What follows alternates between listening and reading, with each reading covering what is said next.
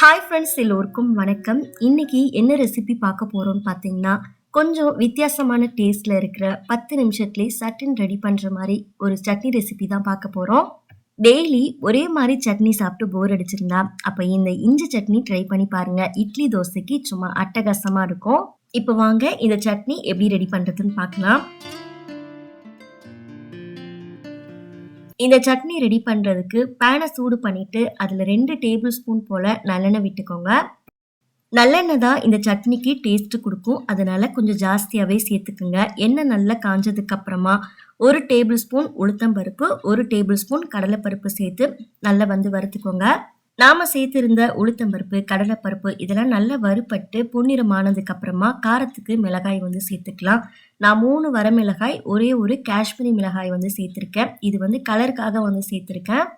இஞ்சி சட்னி அப்படிங்கிறதால நாம சேர்க்க போற இஞ்சிலேயே காரம் அதிகமா இருக்கும். அதனால மிளகாய் பார்த்து சேர்த்துக்கோங்க.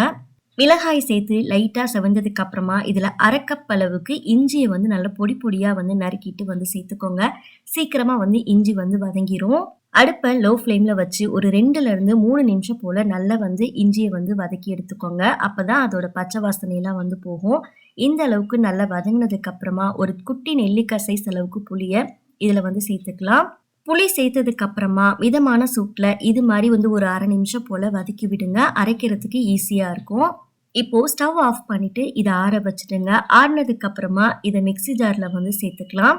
மிக்சி ஜார்ல சேர்த்ததுக்கு அப்புறமா இது கூடவே தேவையான அளவுக்கு உப்பு, கொஞ்சமா வெல்லம் சேர்த்துக்கோங்க.